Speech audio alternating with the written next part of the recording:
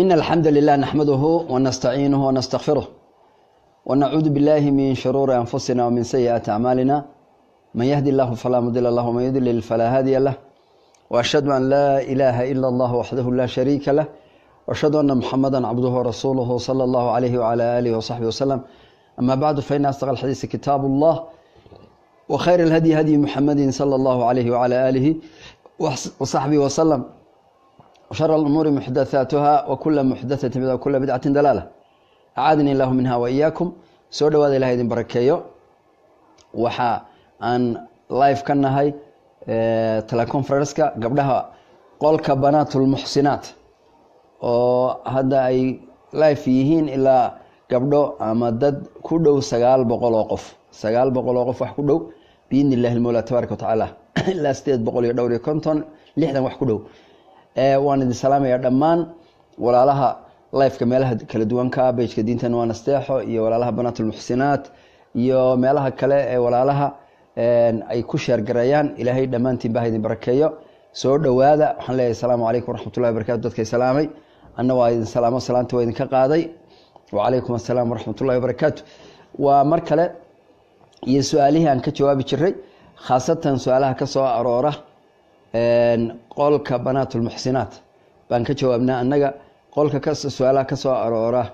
page-ka diintan waa nasteexo waxaa ka jawaaba Dr. Uthman insha Allah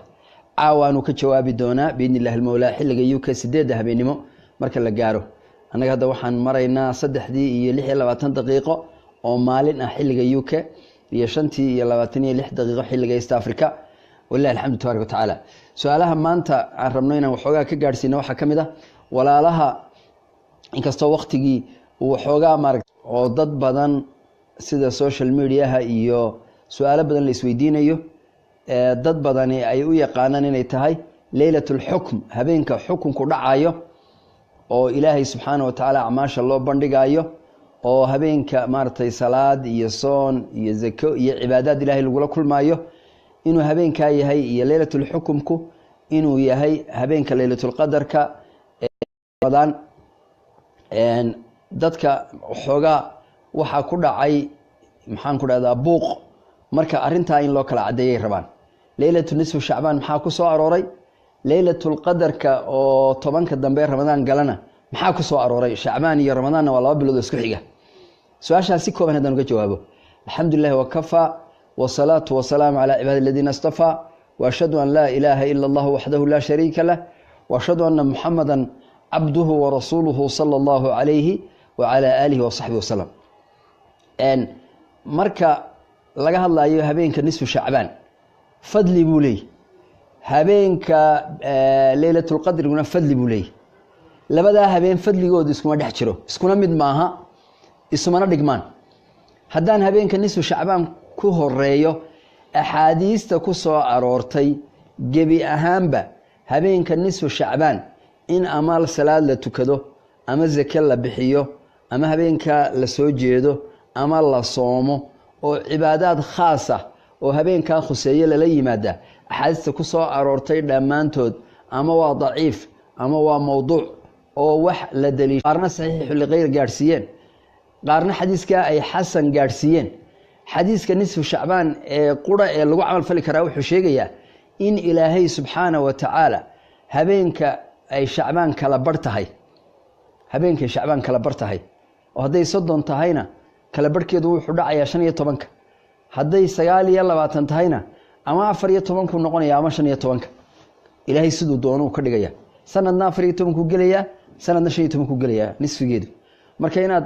14 iyo 15 kaba dadaashay noqonaysa si aad u waafaqdo ilaa bisha rasuulku wuxuu yiri waxay ku dhamaataa ama 29 ama 30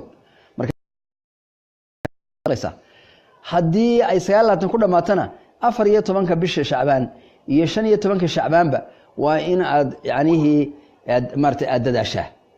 oo aad yaani martay ilaahay subxaanahu wa tacaala sorry waxaan ka go'ay walaalaha banaatul muxsinaat aan ku noqdo raali iga ahaada hablaha banaatul muxsinaat baan ka go'ay waan ku laabanayaa raali ahaada Allahu akbar. By the pound sign.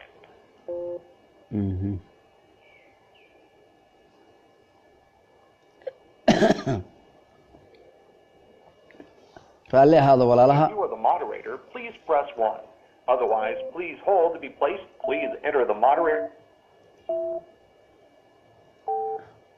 There are currently 824 other participants in the conference. Please press 1 to mute or you are now unmuted. ما شاء الله وان ka go'ay gabdhaha banatul muxsinaad waan ku soo laabtay ilaahay idin barakeeyo waxaynu maraynay su'aasheeni aan kala saaraynay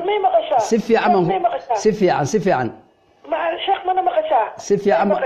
si fiican baan ku maqlaa si fiican ما lagu maqlayna waxa uu go'ay codkaagi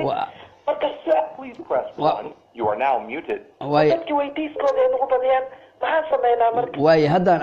hadda may maqashaan hadda guriga iga hadda say maqashaa You are now unmuted. say maqashaa ani hadda say maqashaa hadda waa go'aysaa codkaagi ee taga way raalli hadda ay moogtay waa waqtiga maalinta jumcada gelinkeeda dambe waa waqtiga dadku ay holiday galaan oo internetka oo dhan bay nala wadaagayaan oo daciifa raalli ka ahaada biidnillaahi almawla aan su'aashii ku soo celiyo ilaahay ku xifdiyo aamin ya rabbi su'aashii aan ku soo celiyo su'aashii ku saabsanayd sidee loo kala soocaa habeenka leylatu nisfu shacbaan iyo habeenka leylatul qadarka sidee loo kala soocaa habeenka nisfu shacbaan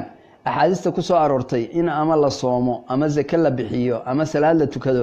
waa wada daciif waxa soo arooray oo qura habeenka leylatu nisfu shacbaan fadligeeda hal xadiis baa soo arooray ma sha Allah baga u record gare habeenka nisfu shacbaan xadiis baa soo arooray rasuulku uu yiri sallallahu alayhi wasallam marka la gaadho nisfu shacbaan oo 15ka bisha shacbaan ama 14ka iyo 15ka way gashaa shacbaan 29 way noqon kartaa 30 way noqon kartaa marka habeenka nisfu shacbaan rasuulku wuxuu yiri sallallahu alayhi wasallam ilaahay wuxuu daalacdaa khalqigiisa oo dhan buu daalacdaa gebi ahaanba gaal iyo islaam jin iyo insi ilaahay wuu daalacdaa habeenka markuu daalacdo quluubtooda ayuu fiiriyaa markuu quluubtooda fiiriyo ilaahay khalqiga oo dhan buu u dambi dhaafaa laba qolo mooyaane wixii labada qolo galay ilaahay uma dambi dhaafo labada qolo waa ayo qolo waa gaalada oo rasuulku wuxuu yiri qof kasto mushriga oo gaal ah gaalnimadiisu ama ha caabudo ciise ama cuseyr ha caabudo ama sanam ha caabudo ama hawadiisa ha caabudo ama mulxid ha noqdo qof aan ilaahay iyo rasuushiisa aaminsanayn oo ilaahnimo uga dambayn cibaadadii lagu waajibayna aan la iman rususha dariiqoodina aan u raacin nabi maxamed dariiqiisii ugu dambeeyay rasuulka u dambeeyay ahna aan raacin qofka gaal baa loo yaqaanay ama waa mushrige qofka maxaan ku dhahdaa mushriga ah ee nool nisfu shacbaan soo gaaray ilaahay uma dambi dhaafo ilaahay baa quraanka wuxuu yiri in allah la yaghfiru an yushraka bihi wa yaghfiru ma duna dhalika liman yasha ilaahay qof mushriga uma dambi dhaafo laakiin mushrignimo wixii ka sokeeya qofku haba dambaabe way martay wa yaghfiru ma duna dhalika liman yasha ciduu doon ilaahay markaa u dambi dhaafa qofka daan mushrig hayn isagoo dambaabay kaasi waa qodobka labaad dadkaanu ilaahay u dambi dhaafin habeenka nisfu shacbaan dadka dhan oo dhan waa loo dambi dhaafayaa waxa weeye waa mushaaxinka maxaa la yiraahdaa waa dadka uurka xun leh ama qalbiga xun leh dadka aan cafiin in la cafiyana jeclayn dadka ay qaraabada yihiin ama muslimiinta isku yihiin ama jaarka yihiin ama xigtada yihiin ama saaxiibada yihiin wuxuun isugu yimaadeen dadka qalbiga uu xugu haya aan dadka cafiin mushaaxinkaas baa la yiraahdaa marka dadku haday qalbiga wax isugu hayaan habeenka ilaahay uma dambi dhaafo marka nisfu shacbaan axaadiista ku soo aroortay oo dhan waxa weeye qof kasta ilaahay wuu dambi dhaafayaa hadii qofku martay aanu ahayn gaal qof kasta ilaahay wuu dambi dhaafayaa hadaanu qofkaasi ahayn qof qalbiga iyo calooshu bugto oo cadownimo iyo colaad dadka muslimiinta ugu maqan ama qofku fardi ha noqdo uu ugu maqan yahay colaad iyo dhibka ama mujtamaca muslimiinta ha noqdee lidalka marka maxayna la gudboon habeenka nisfu shacbaan si ilaahay raxmadiisa iyo eegmada uu qalbigeena eegayo ee uu daalacanayo iyo maxaan ku dhahdaa codsiga ilaahay subxaanahu wa tacaala iyo dambi dhaafka ilaahay uu ina siiyey inaynu habeenka subxaanahu wa tacaala dambi dhaaf weydiisano qofku si uga faa'iideysto habeenka qalbigiisa muslimiinta iyo adduunka oo dhan inaan wax xiqdi iyo xumaan iyo xasad iyo xiqdi aan banaanayn waa inaan qofka u hayn macnaha xiqdi banaan baa jiro xaq ah oo tusaale ahaan haddii dad muslimiina dad gaali gumaadayaan dadka maanta Myanmar mushrikiinta ay maartay Buddhismka ee dadka muslimiinta dhulkoodii u diiday ee diintoodii u diiday ee noloshoodii u diiday kaasoo kale inaad ilaahay dartii ula culowdaa diintay ka mid tahay oo ilaahay baa maartay inama waliyukum Allahu wa rasuluhu walladina aamanu ilaahay walaayadiisa iyo rasuulka walaayadiisa iyo muuminiinta walaayadeedu waxay ku amraysaa cid kasto ilaahay nacab oo rasuushiisa nacab oo muuminiinta iyo muslimiinta nacab inaad nacab tahay oo waa diintaas ama wixii aan diin ahayn ee maartay colaad sokeeye oo xiqdi iyo xumaan iyo siyaasad iyo dhaqaale iyo qabiil iyo masiibo iyo qoysnimo iyo qoqob wixii ku saabsan muslimiintu waa inay qulubtooda ka safeeyaan si nisfu shacbaan kasta sanad kasta ilaahay ugu dambi dhaafo nisfu shacbaan markay inta ku soo aroortay waa inta laakiin in habeenka la tukado iyo in la soomo iyo in la salaadiyo in cibaado badan qofku uu la yimaada rasuulka kama aroorin wixii axaadiis arintaas tilmaamayana wada daciif laakiin habeenka qalbi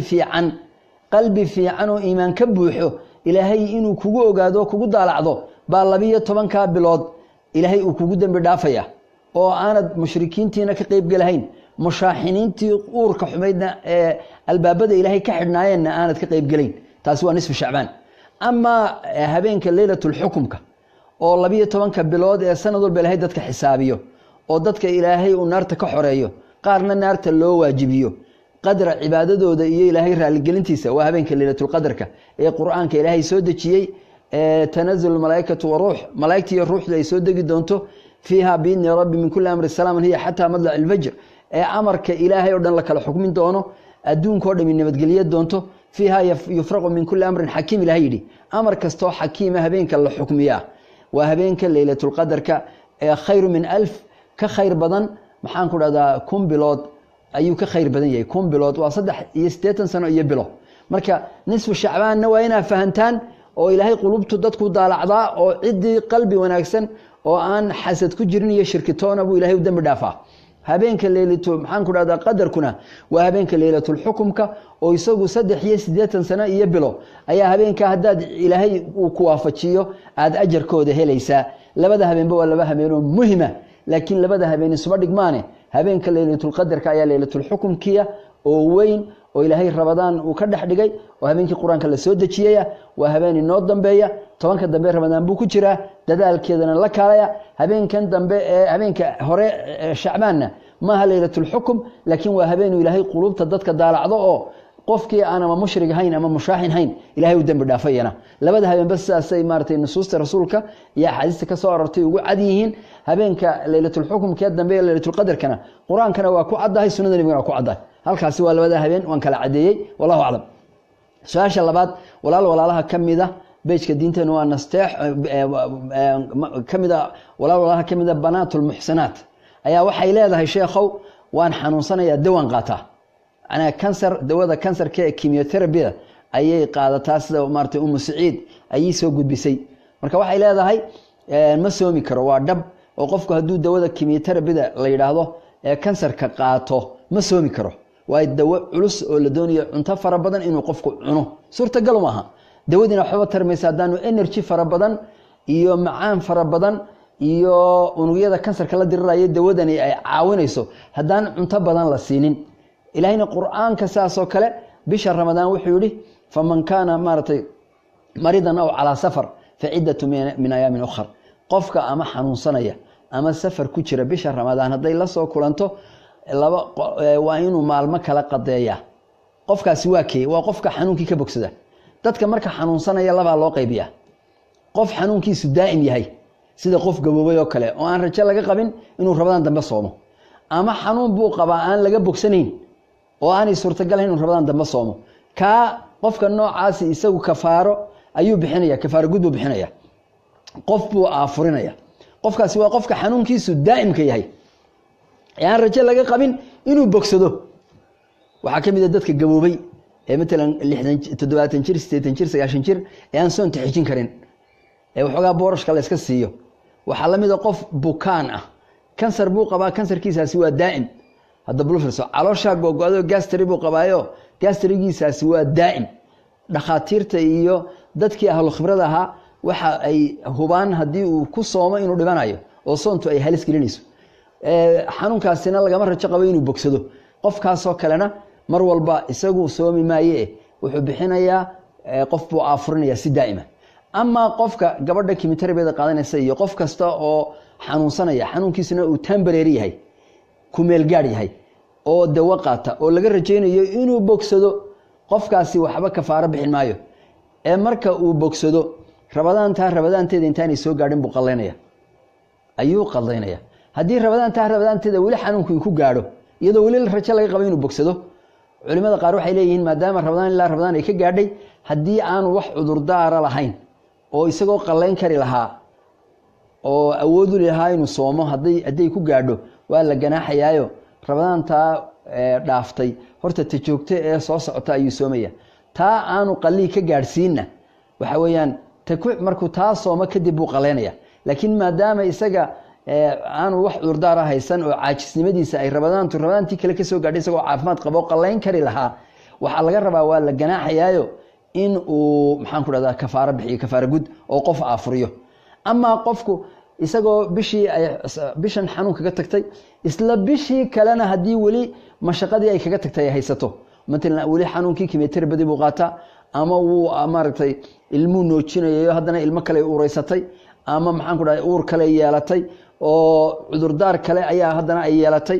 oo soontanna cudurdaar bay kaga tagtay soonta kalena cudurdaar bay weli qofkii haystaa ama uur ah ama nuujin ah ama qofkii weli xanuunsanaya waxba lagama rabee maxaan ku dhahdaa hadday laba soon ku gaadhay haddii saddex ku gaadhaba wuu qadaynayaa uun mar haddii xanuunka aanu daa'im ahayn xanuunka daa'imka waxaa la yidhahdaa hadduu qofku 10 rabadaan iyo dhowr iyo 10 rabadaan iyo ay isku gaadhoon suurtagal ahayn inuu qaleeyo ayaa maartay laakiin haddii rabadaan iyo laba aad xanuunsanayso labadaba waa la qaleyn karaa qofku markuu qof dilo ama oo khada u dilo ama uu xaaskiisa bir rabadaan u tago ama uu gabadhiisa dihaaru yiraahdo dhabarkii hooyaday baad gatay waxaasoo dhan kafaara gud buu bixiyaa kafaara gudkiisu waa maxay waa inuu 2 bilood oo mutataabica sooma lidaalika xanuunku marka lagu yahay xanuun buu qabaa ama gabadh marba way uuraysataa ama marba way maartay way maxaan ku dhahdaa walacda oo weligeedba kafaaraha bixiso 2 bilood iyo 3 bilood toona oo ka tagay laguma qiimeeyo laana mararka qaarkood baaba 2 bilood qofka lagu waajibiyaa oo mutataabica inuu soomo sidaa daraadeed qofka xanuunka daa'imka qaba waa qof uu dhakhaatiirtii iyo dadkii ahlu khibrada ah isku waafaqeen inaanu qofkani dib u soomi karin ilaahay uu keeni karaa caafimaad laga hadli maayo qof ilaahay chance siiyo laakiin dhakhaatiirta iyo dadka ahlu khibrada day isku raacaan xanuunkan haya inaanu xanuun uu ka bogsan karo ahayn ama gabowgan uu yahay gabow aanu maartay dib u soomi karin markaas weeye marka uu kafaarada joogtada iska bixinayo ama inta kale wuxuun baa laga rabaa inuu maxaan ku dhahdaa inuu qaleeyo marka gabadhan hadda kimiterabeeda haysato kale maadaama kimiterabeedu ay waqti leedahay kansarkuna matalan uu yahay levelkii koowaad ama levelkii labaad ee laga rajo qabay in laga bogsado waxa weeyaan markaad bogsato baad qaleynaysaa ilaa qof dhalinyaro baa tahay oo weli xoog leh rajana laga qabay inay bogsato markaad bogsato baad qaleynaysaa wallahu a'lam labadaas su'aalood haddaan ka tago su'aalaha kale waxaa noo yaalay su'aalo badan wiigii dhaweyto oo ay maartay ugu badnaayeen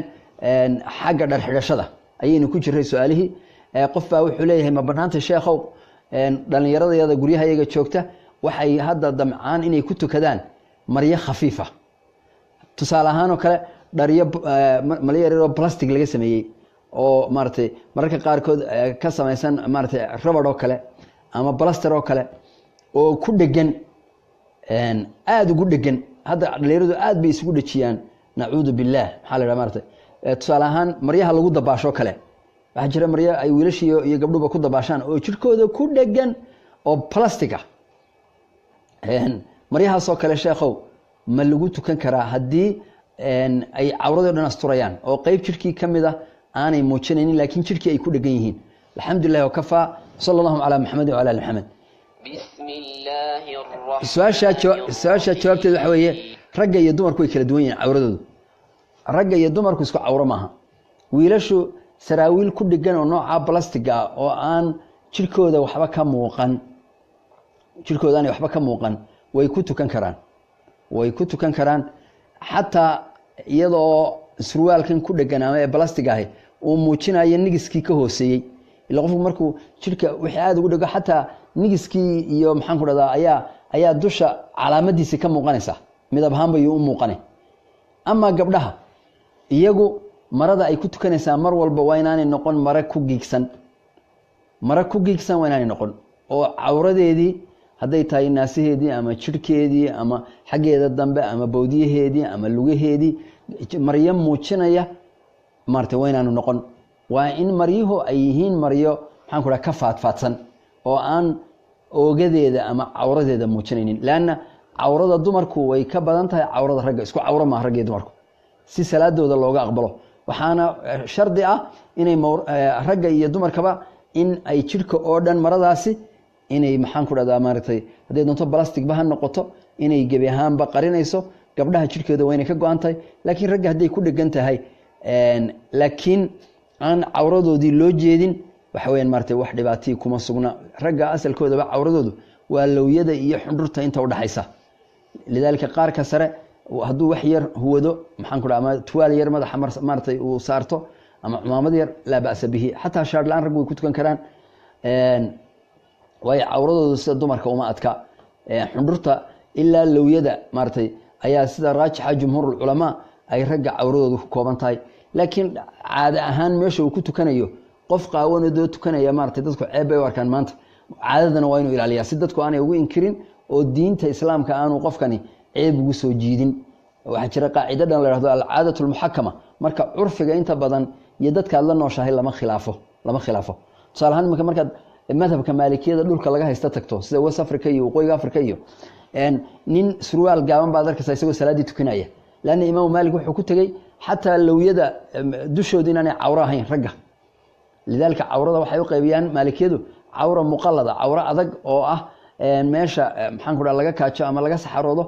iyo intaa ku beegan oo maxaan ku dhaha sawateynka loo yaqaano iyo cawra mukhafafa marka waxay leeyihiin cawrada muqalladka waxa weeyaan bowdiyaha wixii ka sareeya oo maartay cawradii weynayd ah lidaalika iyagu dib uma arkaan nin surwaal gaabani inuu dadka tukiyo marka adoo madhabka imaam maalik aaminsan inuu sax yahay haddaad Soomaaliya timaado adoo surwaal gaaban aad tiraad dadkii baan tukinayaayo imaam maalik wuxuu dalishaday baan dalishanaya bulshadii baa iska hor imanaysa lidaalika madhabka ay bulshadaasi haysato waa inaad la haysataa oo aanad yacnihi abuurin mar walba aanad noqon qof khilaaf ka samaysan ama dhib ka samaysan ee diinta curfigeeda iyo dadku sida ay u yaqaanaan waa inaad u raacdaa oo wanaagga aad amraysa waa inuu wanaagga dadku caam ahaan ay aqbalsan yihiin uu yahay xumaantaad reebaysaana waa inay yihiin xumaan guud ahaan dadku ay wada aqbalsan yihiin su-aasha kale wuxuu leeyahay sheekhow waa maxay xukunka dadka xidha maryo shafaaf ah shafaafadeedu waxa weyn maartay transparent maryo yacni indhuhu ka dusayaan isla markaana dayiq ah oo qofka maartay ku dhegan tusaale ahaan hadda dumarka oo kale maryahan marka lagu leeyahay waa shafaaf duruucda ay dumarka qaarkood xidhaan had iyo jeer aroosyada ay ku tagaan ee gabadhii markay jirkeedii xidhato looga jeedo caloosheedii iyo keenshligii iyo looga jeedo marada noocaas oo kale ah rag iyo dumarba ee acdaadii xubnihii jirkeedu ama caloosheedii ama gacmaheedii muuqanayaan sheekhow ma lagu tukan karaa alxamdulilah wakafaa wasala allahu calaa maxamed wala maxamed maya laguma tukan karo ma banaana maradaas indhuhu ka dusayaan ee gabadhii keenshiliga ay xidhnayd ama rijabeertada ay xidhnayd ama caloosheedii ama kastuumadeedii ama googaradeedii looga jeedo in maradaa ay ku tukataa ma banaana leanna waa qaawani ninkeedoo qura ku arki kara maradaa ninkeeda oo qura xataa dumar uguma tegi karto waxaan caadaysanay gabdhuhu markay aroosyada leeyihiin gabar waliba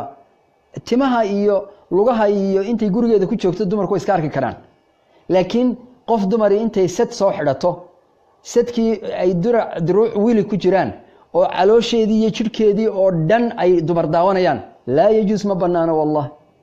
ma banaana laanna calooshaadu waxay cawro ka tahay rag iyo dumarba bale maanta dumarkii qaar baaba xumaaday waa ogtihiino dumarka lesbianka ah maartay dumarka quruxda badan waxaabay meelaha ay qaaqaawayin bay ugu tagaanba markaas intay sida ragga uga meedhaan bay hadhow maxaan ku dhahdaa telefoon usoo diraysaa ama ay meel ku fadhiisanaysaa ay odhanaysaa kaalay ila seexa iyadoo dumara maartay naag dumar doonaysa in la seexato nacuudu billah maanta fasaadka iyo ibliisnimadu xadkay jebisay lidaalika shareecadu mar walba waaqic ayay la shaqaysaa marka hadda ifsaadka dumarku inay jirkooda asturaan waaba ka maartay waaba maartay ifsaadku maadaama uu ka badan yahay daruurada loo baahan yahay dumarku muslimiintii inay jirkooda ka qarsadaan dumarka fasahaaday iyo gaalada iyo masiibada kale maanta ayba maxaan ku dhahdaa ugu sii muhiimsantay lidaalika waxaan leenahay gabdhaha aroosyada aadaya iyo xafladaha maartay masiibo badan baa dhacda dadku wada waxay wataan smartphone bay wataan meeqa reer baa lagu dumiyey waxaan ognahay niman culimo ah oo gabdho guursaday jooga Soomaaliya oo gabdhihii intay xaflada dhigteen maxaan ku dhahay xafladii qaar ka qayb galay oo ama dumar ah ama rag ku sheego oo marka hore la yiri kamarada naga qaad dumarku aqligooda waan la yaabay raggii qaarna way ogol yihiin waxay leedahay waa wariyo oo isagu maartay way duuban karaa kuwii kalena way ka cararaysaa nacuudu billah rag nin waa nin wakadalika smartphone kan hoosta lagu wada sito waxa weeyaan dumarkii baa lagu duubaya dadna hadhow Facebook la soo dhigaya dabeedna ceeb baa dhacaysa reero dhan baa la isri ku kala maartay ku kala kaxeeya oo qaarna ku kala tageen qaarna ilaahay maxaan ku radaa ay sigteen oo maxaan ku radaa de qofku inuu aqli leeyahay baa la doonayaayo hadii reerkiisii isagoo meel xun jooga xataa la duubo ilaa waa akhir zaman ninkii aanu degdegin inuu maartay reerkiisina u naseexeeyo ayuu u baahan yahay lidaalika waxaan leenahay su'aashan labaad maryaha qaawanida ah gabdhuuyay ku tukan khaasatan duruucda xafladaha lagu tago ee indhuhu ay ka dusayaan raguna waa la mid markay dumarku la joogaanna ma banaana in gabadhii caloosheedii iyo jirkeedii iyadoo ay qaawanto indhii ay ka dusayaan inay rag iyo maartay iyo dumar midna inay tusto lama ogola maanta dadku smartphone iyo la iswada duubayana qofku diintiisa inuu meel baas dhigo ama meel baas xun dhigo wax weeyaan wax banaan maaha su'aasha kale qof wiil baa wuxuu leeyahay waxaan xidhaa maryaha kalarada kala duwan laakiin hooyaday waxay nacab tahay inaan xidho dharka greenka ah ama cagaarka ah ana dharka cagaarka waa jeclay marka maxaan sameeyaa dharka cagaarka ay hooyaday leedahay xiran miyaan ka taga alxamdulillah wa kafa sallallahu ala muhammad wa ala muhammad dharka ama cagaar ha noqdaan ama madow ama cadaan nooc kasta xiran kartaa hooyana baarinimadeedu waa waajib maryahaasina waa maryo ilaahay ku baneeyay qul man harrama sinata allahi allati akhraja li ibadihi wadiyabati min arrizq yani yaa xarimi kara ilaahay wuxuu xalaaleeyay ahad xarimi kara ma jiro marka hooyada u dhimri hadaad iyada darteed dharka cagaarka u tagto dhariyo kale iyadoo adigoo baarinimadeeda ku doonaya aaminsanna inay maryahaasi xalaal ku yihiin hooyana aanay xaaraantimay karin wax dhibaato kuma sugna hadii adoo maryaha cagaarka xidhan hooyadu baarinimo sameysana oo waa xaqaagii iyana wax dhibaato kuma sugna maryaha si guud ragga looma ogola maryaha dumarku xidhan rasuulku wuxuu sallallahu alayhi wasallam la'ana Allahu mutashabbihiina maxaan ku dhahdaa maartay bin nisaa min ar-rijal ilaahay wuxuu nacdal korka kaga tuuray oo ilaahay naxariis ka fogeeyay ragga xidha dumarka dharkooda oo dumarka isku shabaha la'ana Allahu al-mutashabbihiina bin nisaa min ar-rijal wal mutashabbihat bir rijal min an-nisaa waxa kale ilaahay la'anad guudka kaga dhuftay dumarka kulle bista dharka ragga oo rag iska dhiga iyagoo dumar ah lidaalika ilaahay ragga iyo dumarka maryaa uu kala soocay laakiin gaaladu maanta waa ogtihiino gaaladu maanta waxay leeyihiin nin waxay leeyihiin naag waxay leeyihiin wax la yiraahdo bisexual nino naag bay leeyihiin waxay leeyihiin transgender qofkii baa la qalayaaba gabadhiisa nin gabadhu ahayd baa hormoon lagu darayaa codkii ragga loo yeelayaa timi ragga laga soo saarayaa hilibkii dumarka laga yareynaya hormoono maxaan ku dhahdaa jirkeedii dumarnimo la dagaalama oo muruqyadii ragga u yeelo kale ayaa lagu durayaa hadaba qaliin baa lagu sameeynaya laakiin hadda akhri lahayn dhakhaatiirta gabadh dhakhtarada oo Mareykan ah oo ragga professorada adduunka maartay aqoonta ugu cawaansan baa waxay tiri shaydaanka cadaawadiisa waa gabadh gaalada waxay tiri ugu yaraan 7,000 oo jiinku waxa weeyaan waa waxa ka masuula inaad qof dumar noqoto hormoonadaada genetically DNA-daadu waxay xambaarsan tahay intaasoo milyan oo jiin oo masuul ka ah sidaad u eg tahay inaad nin tahay inaad gabadh tahay waxay tiri inaad gabadh noqoto ama nin noqoto ilaa 7,000 oo jiin ayaa masuul ka ah marka jiiniska haddii qaar la dagaalamo oo la bedelo oo dheecaankay soo saari jireen dheecaan kale oo kullida lagu duro oo gabadhii testosterone badan oo kii ragga lagu duro imiza jiin oo kale ayaa weli naagnimadeedii mas'uulka ah oo wixii xubinteeda taranka sameynayay iyo kuwii raximka joogay iyo kuwii ilma galeenka joogay iyo kuwii ugxansidaha joogay iyo kuwii codkeeda joogay iyo kuwii timaheeda soo saari jiray iyo kuwii maxaan ku dhahdaa gabadha quruxda badan ka dhigi jiray waxa soo jiinisa waxay tiri bini'aadamku lama diriri karo marka waxay tiri in la yiraahdo transgender baa la sameeyo inta halkan xubintii cawrada maxaan ku dhahaa laga kaaji jiray la qalqalo wax lagu sameeyaa it doesn't make sense bay tiri ha 1% bal maxaan ku dhahdaa qofka ma bedeli karto ilaahay sancadiisa yaa bedeli kara ilaahay subxaanahu wa ta'ala inaad dumar noqoto intaasoo milyan oo jiin baa mas'uulka ah yaa intaasoo milyan oo jiin bedeli kara haddii mid iyo laba la bedelo oo hormoonadii ragga testosterone lagu diro waxoogaa timihii ragga laga soo saaro waxoogaa codkii ay isbedbedelaan miyuu soo baxaya alaabtii waxa la yidhi aan idinka qosliye dumar baa waxa la yidhi way shireen markaas waxay dhahaan horta maxay dumar ragga ka duwanni dee waxaan xubintan tarankeenu ka kaadino oo maynu iska jarro bay tiri mid baa tiri oo maynu iskaba jarro saynu rag u noqono mid caqli badan baa waxay tiri nadee balku inuu xushan yihiin gabadha dhakhtaradii waxay leedahay waar dumarka dumarnimadoodu way xushan tahay ee xubintan maxaan ku dhaha laga cawrada oo la farfarsameeyaa nin ka dhigi mayso ninkiina intuu iska jaro xubintiisii uu ka kaaji jiray in meeshii la qalqalo wax lagu sameeyo waxoogaa hormoonna laga bedelaa ninnimadiisii la diriri kari mayso leanna 7,000 oo jiin oo mid walba dheecaan gaara soo saaro ninka xushan oo ninnimadiisa iyo go'aankiisa iyo dhiiranaantiisa iyo muruqyadiisa iyo dadnimadiisa iyo codkiisa iyo calafkiisa iyo timihiisa iyo siduu uro xataa urtiisa ninka ka soo baxda iyo dumarka isku urma hormoonna ka mas'uula sidee baa loo bedeli karaa yaa bedeli kara lidaalika waxaan leenahay oo su'aashani ay ku timi ninka walaalka hele maryahaas uu xidhan karaa laakiin maxaan la ogolayn in ninku uu naag iska dhigo ama naagtu ay nin iska dhigto maanta yani sharka adduunka socda waa arkaysaano waxa aan aad ula naxay maalmaha ka mid ah ayaa waxaan soo galay McDonald maxaan ku dhahay ayaan soo galay McDonald baan soo galay ku yaala West London walaada billah laba dhalinyaro baan ugu soo galo Soomaaliya waa gabar iyo wiil calankii dadka lesbianka iyo gayga bay xidhan yihiin walaada billah oo rainbow oo calan rainbow martay baashan loo daruurta baashan loo yaqaano jeegaanta roobka oo kale ay leeyihiin oo green iyo casaan iyo blue iyo waa caruur yar yar oo labadii martay marka sheekadoodii martay u dhuuxay hatta maaha caruur xansiri qurba ku dhalatay waa dad iyagoo waaweyn dalka yimi oo af Soomaaliya ku sheekaysanayaan martay waxa mid aad iyo aad u fiican ima arkeen marka xagga damaan taaganahay laakiin siday u eeg yihiin iyo macsidii iyo foolxumadii iyo masiibadii iyo waxaan xidhan yihiin iyo siday martay iska dhigeen nacuudu billah gabartii wiilku way ka muuqataa nacuudu billah laakiin still iimaan baa ku jiray markay cabaar sheekaysteen bay mid xagga dambe eegay wiil iyo gabar bay arkeen martay wadaad yar oo gaaban oo martay dhar cad oo martay xaggooda dambe taagan markii meeshay ka dhaqaaqeen waxa ka macnaha yani dhaqan bay qaateen khaldan laakiin still in maxaan ku dhahay siday u eeg yihiin qof iyaga ehelkoodii iyo waalidkoodii iyo culimadoodii iyo dadkoodii waxa laga yaabaa inaan raali ka ahayn ilaahina waxaan weydiisanayaa subxaanahu wa ta'ala inuu xumaantaas iyo shaydaannimadaas iyo sharkaas inaga wada badbaadiyo ubadkeena ka badbaadiyo oo iyaguna ay ka soo noqdaano ay jaahiliyada markay soo arkaan maalmaha kamid ah ay noqdaan kuwa islaamka ugu qiimaha badan leh ee ugu macaan ee ugu qiimaha badan leh maxaa yeelay qofka maxaan ku dhahdaa waxyaabaha la yaab kale waxa kamid ah qofka jaahiliyada soo arkaa markuu hadhow islaamka yani maartay macaankiisa waa dadka maxaan ku dhahdaa maartay ugu fiican bay noqdaan lidaalika maadaama dhalinyar haddaan Soomaalida nahay adduunka oo dhan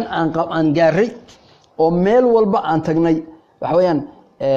dhibkaana gaaray iyo qaxaana gaaray iyo waxyaabaha maxaan ku dhahdaa inagu dhacay maanta waxa weeyaan waa wax aad iyo aad u fara badan yaan la colaadin bulshada Soomaaliyeed ee meel walba tagtay yaan la colaadin caruurta maxaan u diidayaa oo arinta aan idinku waaninaya waxa la yiri kitaab gurigiisa loo diiday ilaahay baa qoyaan baday waxaan arkay culimo badan oo maxaan ku dhahaa maadaama dadkeena qaxeeno meel maartay aadeen waxyaabaha ay ku arkayaan dhalinyarada iyo macaasida aad maartay u colaytamaya yaan la colaytamin Soomaalidu waa jabtay dhul gaalaynu maartay galay wax walba maartay waynu ugu soo baxayaan lidaalika qofka maanta daaciga ah qofka daaciga ah waa dhakhtar adduunka ma jiro dhakhtar marka xanuun loo keeno ka yeekhsooda oo dhaahdo anigu maartay kasar ka daweyn maayo ma jiro qofkaasi ma jiro lidaalika qofka daaciga ah ilaahay subxaanahu wa ta'aala maanta diintiisa mas'uul ka ahay maxaa laga rabaa inuu yahay dhakhtar waxba ha la yaabin waxaad la yaabtaa ma jiro ilaahay bay dadku leeyihiin subxaanahu wa ta'aala oo dhan maanta maxay isticmaalaan waxay isticmaalaan maryo cadcad maxaad malanaysaa maryo cadcad in loo isticmaalo maxay dhakhaatiirtu isticmaalaan baad malanaysaa dhakhaatiirtu maxaa maryaha cadcad ay isticmaalaan maxay u isticmaalaan isbitaalladu yani waxay ka mid tahay mucjisada diinteenna ayay ka mid tahay diinteennu meelba mucjiza kaaga hor imanaysa laanna rasuulka sala allahu alay wasalam in maryaha cadcad dadku ay laazimaan waxay keensanaysaa in ay yihiin kuwa ugu caafimaadka badan leh laanna maryaha cadcadi uskaga ma qarsadaan waa ogtiin uskaga maryaha cadcadi ma qarsadaan lidaalika ninka dhakhtarka ahay inuu mara cad xidho ilaa dad buu daweynayaa xanuunsanaya marka qofkii xanuunsanayay si aad u daweyso adigu waa nadiif tahay lidaalika wadaga arkay neersinta iyo dhakhaatiirta iyo weelka maxaan ku dhahdaa caafimaadka iyo dhakhaatiirtu waxay isticmaalaan oo dhan waxa laga dhigaa wax nadiifa oo cad baa laga dhigaa rasuulkuna muxuu ina leeyahay waar maryaha caddaanka xidha oo maryaha caddaanka mowdkiina ku kanfa oo dee qofku markuu geeriyoodo waa in la dhaqaa ama 3 jeer ama 5 jeer ama 7 jeer xataa meydkii qofka meydkii qaaday waa inuu hadhow qubaystaa waa inuu weysaystaa lama ogola yani public health ku jira meydka dadka la macaamilaya inay hadhow iyaga qubaystaan oo faraha glove iyo xidhaan shareecadu inta ayna amartay iyo kaanadi maajin laana sharcigu wuxuu doonayaa nafteena inuu badbaadiyo lidaalika marka lagu leeyahay oo rasuulku yiri sallallahu alayhi wasallam albithu min thiyabikum albayad war maryihiina kuwa cadcad laazima maxaa yeelay waa maryihiina kuwa ugu khayrka badan leh guryaha hooyooyinku iyo maxaan ku dhahdaa daahiyada maryaha in cadaan laga dhigto oo tuwaalada maartay nadaafada cadaan laga dhigto oo hoteeladu ay cadaan ka dhigaan oo ilaa uska gibay markiiba muujinayaan oo markiiba in la dhaqaaba loo baahanaya oo bakteeriyadii iyo viruskii iyo microorganismkii baa lagula diriraya oo bulshadan oo nadiif bay noqonaysaa shareecada islaamka ay noo sheegtay faa'iidada kale leedahay waxa weeyaan meelaha kulul oo dhan 30 celsius ay cadceedu gaadhay iyo wixii ka badan 35 40 celsius maxaan ku dhahdaa konton sida jasiiratul arabiya meelaha kulul oo dhan ama waqtiga samarka dadku inay maryo cad xidhaan maxaa yeelay cadceeda falaadhaha cadceeda kugu dhacaya maryaha cadi reflection bay ku sameeyeen dib ay u celiyaan lidaalika skinkaagi iyo jirkaagi dhaawic maysa cadceedu intii vitamin D aad uga baahnid cadceeda wad nuugaysaa wixii kalena jirku wuu iska celinaya miyaa ka celinaya maryaha cadcad physics-ka iyo cilmiga science-ka oo shareecada rasuulku ay inooga horeysay waxay leedahay the black color absorb the heat midabka madoobi wuxuu soo nuugaa cadceeda meel cadceedu ay aad u kulushahay hadii gabadhii xijaab madow mar walba ay xidhato dhibaato badan baa maartay la kulmaysa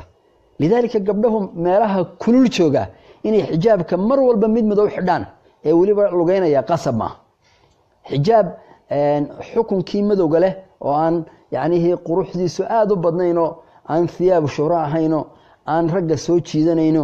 maartay iftiin badan lahayno jirkaagii ku dhaganayno haduu yahay oo midab kasta leh ama cagaar ha noqdo ama kaaki ha noqdo ama cadaan ha noqdo ama maxaan ku dhahdaa maartay grey ha noqdo yani maartay markay aad u kulushahay inaad maro daak ah oo aad u madow xirataa gabadha muslimadda dhib bay u keenaysaa maartay xijaabkii bay nacsiinaysaa meel ay 40 celsius tahay dad cabaayad madow iyo xijaab madow xidhato cadceedina 40 centigrade ama 40 celsius tahay gabadha way horushonaysaa way go'aysaa scientifically wax sax ma lidaalika maryaha kale ee marka cadceeda iftiinkeedii ka dabaalaya waa inaad xidhataa laakiin qaar cadceeda soo jiidanaya oo jirkaagii marka ciqaab dhadhansiinaya ma haboona rasuulku markuu leeyahay albithu min thiyabikum albayad war labista maryaha cadcadna ragga qura looma jeedo ragga dumar waa loo jeedaa waa kow فإنها من خير ثيابكم مريحة عديقة وخير بدن رجي دمربا واكو وكفنوا فيها موتاكم wardadkiina maxaan ku dhahdaa geeriyoodayna ku kanfa rag iyo dumarba waa mas'alo khusaysa marka waxaan leenahay maryaha mar walba caafimaadkeenu ku jiro isla markaana shareecadii in la dabaqaa ay ku jirto waqtiyada qabowga ama cadceedu ay moderate ka tahay normal ka tahay in maryaha madmadow dumarku ay xidhaan waa fiican tahay laana saxaabiyaadkii rasuulka sallallahu alayhi wasallam marka quraanka xijaabka la fasirayo aad ibn Abbas iyo mufassiriinta marka eegto dumarku inay maartay qaarkood iyagoo tukow eego maartay yani higilkoodu madow yahay inay masaajidada iman jireen salaada subax iyo salaadaha ciid iyo markaan cadceedu aad u kululayn oo maryaha madoobaani dhibaato u geysanayn waxa weeyaan waa wax laga soo raray saxaabadii iyo maxaan ku dhahay siiradii oo dumarku inta badan inay maartay maryaha madow xidhaan wax dhibaato kuma sugna laakiin marka ay cadceedu xad dhaaf ka tahay oo ay dhibaato nafteeda ay maartay soo gaarsiinayso cadceedu marka waxba loogama baahnay maryaha kale iyo kalarada kale iyo maartay haday cadaanta iyo midabada kaleba gabdhuhu way ku xijaaban karaan wax dhibaatiina haba yaraatee arinta kuma sugna qofba wuxuu ugu dambeyn weydiinaya waxa jirta dhalinyaradu marar badan iyo dumarba ilaa wanaga adduunkiisa dhex galay maryaha la tolanayo ama la xiranayo ready made laga soo iibsado dukaamada waaweyn brand name kale dhulka qurbaha iyo dalkiiba ilaa adduunku maanta waa xaafad quree waxaad arkaysaa iyadoo funaanadihii iyo garamadii iyo dharkii dadku ay xidhanayeen ay ku yaalaan mararka qaarkood saliib ama sawiro crosskii leh ama calamada dalal badan oo waxa jira calamadoodu ila dawladahan hore Yurub oo dhan calankoodu dad Christian ay ahaan jireen oo isku talaabihii waxa ku yaala saliibka ahaa dalal badan markay Scandinavian oo dhan marka wuxuu leeyahay mararka qaarkood dhar waxaanu xidhanaa iyo garamo iyo funaanado ay ku yaalaan saliib baalkii saliibka crosska ahaa saliibkana waxay ka aaminsan yihiin nimanka Kristaanku in Nabi Ilaahi Ciise la salbiyay oo afarta baabaco inta musbaar lagaga taagay la dilay shariicada islaamkuna ma qabtataa oo waa gaalnimo shariicada islaamku waxay qabtaa markay israahan Ciise dila in Ilaahay subhanahu wa ta'ala Ciise badbaadiyay oo uu samada geeyay oo Ciise nool yahay oo waligiiba aan la dilin oo soo noqon doono oo dajaal dili doono kadibna muslimiinta nabi maxamed diintiisa uu kamid noqon doono dadka tukin doono isagoo caadil oo muqsida oo saliibka uu maartay jabin doono oo jizyada uu dhigi doono oo dadku dhamaan muslimiin ay wada noqon doonaan markuu nabi ilaahay ciise akhir zamanka soo dego kadib markuu isagu geeriyoodo iyo mahdigayana inta dadka muslimiinta ilaahay wada oofsado in saacada qiyaamada iyagoo adduunka gaalo ay buuxdo kadibna adduunka ilaahay halaagi doono oo qiyaamuhu dhici doono marka iyagu ciise waxay ka aaminsan yihiin inuu u dhintay oo markii la salbiyay dhiigiisii dadkoo dhan marka ay ku xiroobayaan oo dadkoo dhan dhiigiisa ay naarta kaga xiroobayaan oo isaga ay baryaan oo isaga caabudaan waa sababtay ciise mooyee wax kale ba aanay u hadalhayn marka saliibka ciise laga keenay maryihii iyo noloshii oo dhan ay qayb ka noqotay hadii maryo aan soo iibsaday oo aan ogeyn inay saliib leeyihiin aan saliibkii ku arko miyaan tuuraa maradii ma ku tukan karaa ma isticmaali karaa buu leeyahay arinta waxay tahay jawaabteedu alxamdulillah wa kafa wa sallallahu ala muhammad wa ala muhammad mara saliib leh laguma tukado horta aslan laakiin maradii maadaama ay saliib leedahay maradaas ilaa lacag ba ka gashay inaad baabiisa maaha midabka saliib kale ee lagu tolay ama rinjiga maartay lagu sameeyay baad ayad ka bedelaysayo aad suulinaysaa qayb kamid ah macnaha soo saliib mu yakeyn waxaan saliib ahayn wanaad ka soo saartaa oo qayb madaxiisa kamid ah jartaa qayb dunta ka furfurtaa hada bulurso waxa lamida waxa jira nabiga sallallahu alayhi wasallam Aisha radhiyallahu anha ayaa uu ka safray markaas Aisha maray soo iibsatay maryaha waxa ku sawiraa oo maartay daahiyay nabiga uga dhigtay farda duulaya oo sida daabac ah maartay loogu sameeyay daahiyadii nabigu markuu gurigeedii soo galay sidii ayuu soo galway waxay aragtay Aisha in nabiga xanaaqsan wajigiisa isbedelay ya rasuulallah bay tiri wixii macsiyan la imi ilaahay baan uga toobad keenayay ii sheeg waxaad maartay u diiday guriga inaad soo gasho rasuulku wuxuu ku yiri nabi ilaahay maxamed iyo aalkiisu qani bay ka yihiin in fardo la sawiray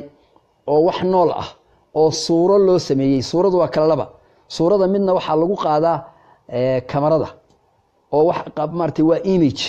oo waa muraayad haday imka muraayad hadaad isku eegto suuradaadi bay muraayad ku tusaysaa hadaad biyo istaagtana biyo istul taagtana suuradaadi bay biyo ku tusayaan kamaradan maxaan ku raahdaa hadda smartphone kaynu haysano iyo kuwan imka idin kala hadlayana saas oo kale waxay ku shaqeeyaan in qofka maartay image-kiisi la qabto marka culimada badankoodu waxay isku waafaqsan yihiin nabigu inuu muraayad isku eegay inuu biyeystul taagay suurada noocaasa maxaan ku dhahdaa ashicada ah fallaadhaha qofka inta maartay fallaadha lagu qabtay dabeedna la qabtay in aanay wax dhiba lahayn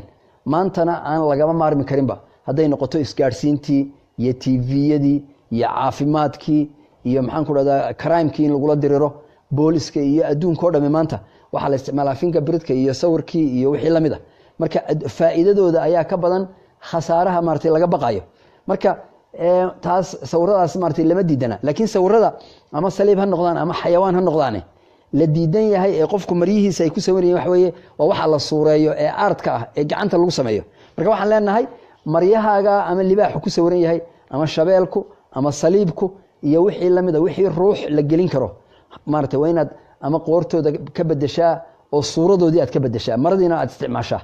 saliibkii maradii aad ka bedeshaa maradiina aad isticmaashaa oo maradii aanad khasaarin haddii markaa aanad xidhan karinna maradii siyaabo kale aad u isticmaashaa caaisha radiallahu canha sida saxiixaynka ku taalla xadiiskaas rasuulka markii uu daahiyadii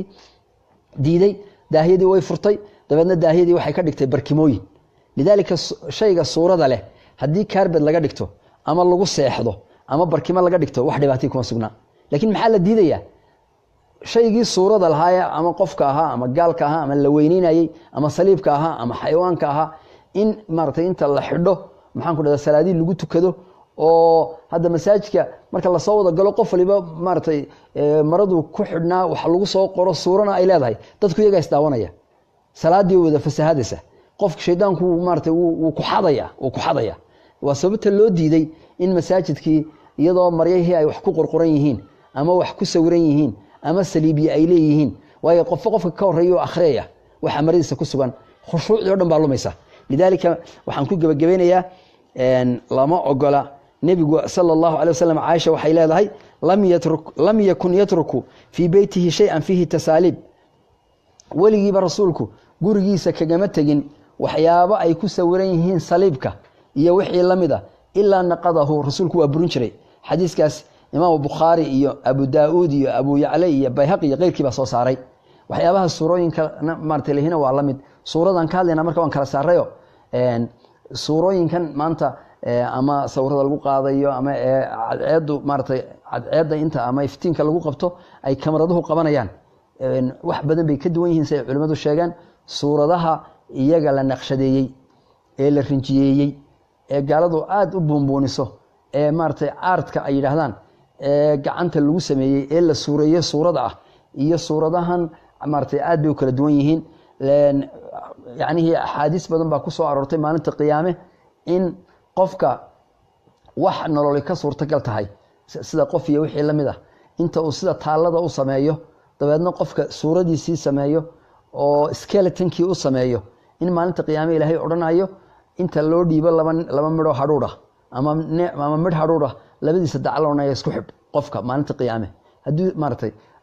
iskumana xidhi karo yacni ciqaabka maalinta qiyaame looga dhigaya qofka had iyo jeer ka shaqeeya inuu wax suuradeeyo suuradaana maxaa looga jeedaa waa suurada sanamka ah sida raajixa ah ama gidaar maxaan ku dhahdaa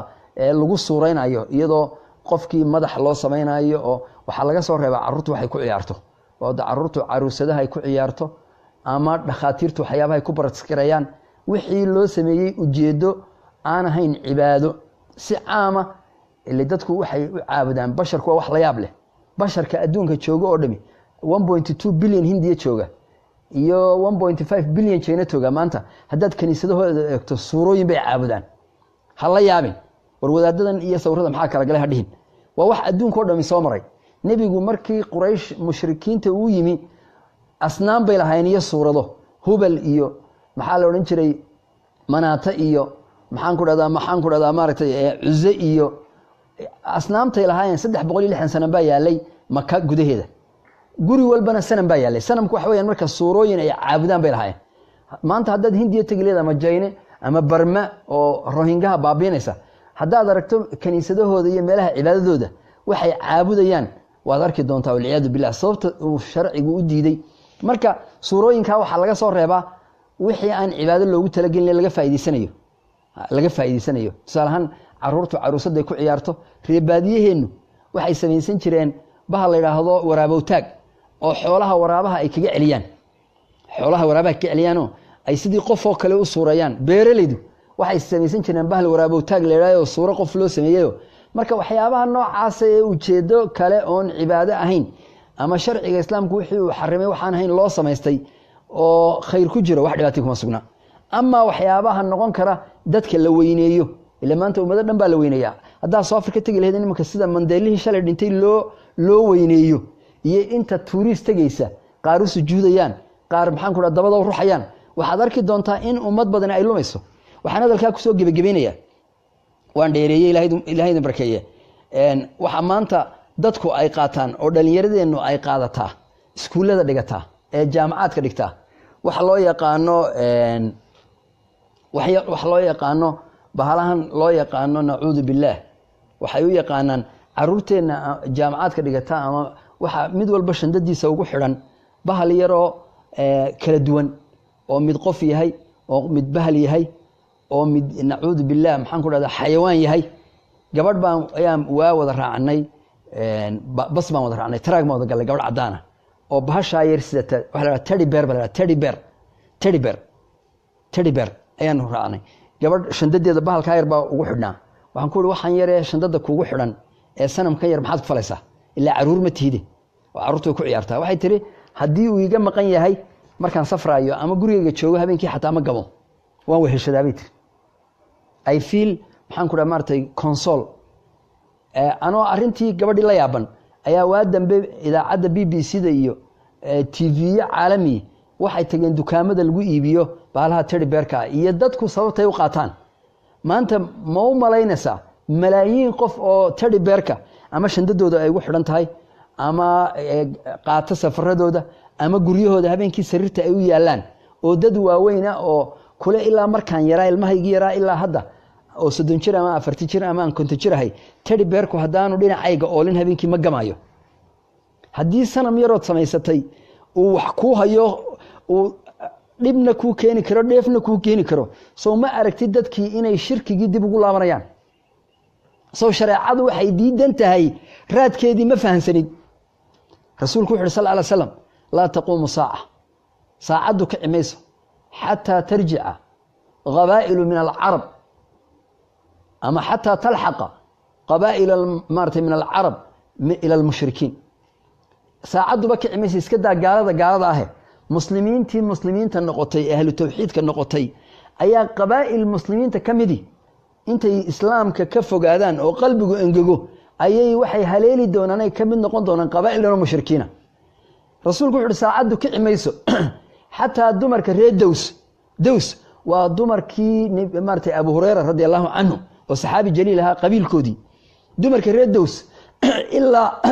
intay sanamkii dil khalas dib u soo celiyaan ay dib ugu niikiyaan oo ay u ciyaaraan maartay barida la dhacaan sanamka iyagoo weyneynaya oo Ilaahay hadda waa Abu Hurayra reerkoodii oo boqolkiiba islaam noqday ayaa aakhir zamanka qaar kamidi gaala dib u noqon doonaan mushrikiin noqon doonaan maxaad u malaynaysaa ummadaha kale maxaad u malaynaysaa dhalinyarada Soomaaliyeed iyo kumaankunka aynu North America iyo Brazil iyo maxaan ku dhahay Asia iyo Europe geeyna maxaad u malaynaysaa meeqa maanta diin maxaan ku dhadaa la imanaysa adduunkan fasahaaday ee wada teddy bearka sidee xambaarsan aqoonka aaminsan yihiin qofku haduu diin waayo shaydaanku inuu habeen walba qofka uu ka qancinayo aqoon baadil ah sababta loo diidayo marka asnaamtan iyo suurooyinkan iyo taalooyinkan iyo maxaan ku dhadaa maaha wax yaanihi wax ciyaar ma ilaahay baa basharka inaga yaqaan ilaahay baa daciifnimadooda inaga yaqaan ilaahay baa maxaan ku dhadaa dadka iyo ibliisku sidoo cadow ugu yahay maxaan ku dhadaa inaga yaqaan marka waxaan idinku soo gabagabeynayaa oo yaani su'aashaydii ugu dambeysay ay ahayd ilaahay idin barakeeyo guriyihiina iyo ubadkiina maartay caruurta waa la ogol yahay caruusadaha ay ku ciyaaraan laakiin markii caruurta ay ka weynaadaan ha u ogolaanina sida gaalada inay teddy bear la saaxiibaan oo ilaa cimrigooda hadhow ay wada seexdaan oo hadhow dur iyo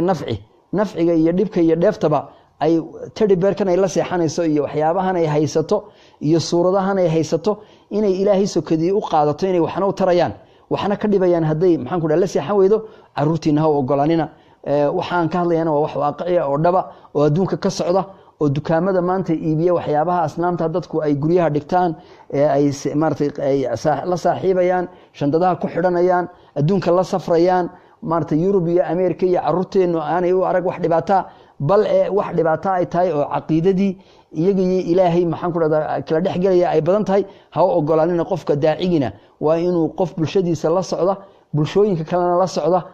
waxyaabaha jirada bulshooyinku ay kala qaadayaan la socdo waa inuu noqdaa intaasan maanta ku soo gabagabeynaya su'aali wajazaakumullahu khayr wa salaamu alaykum wa rahmatullahi wa barakaatuh ilaahay dhamaantii baahidin barakeeyo walaalaha beejka diinteena waa naseexo dhamaantiin share gareeyo share iska dhufto waxba idin yeelmayso ilaahay idin barakeeyo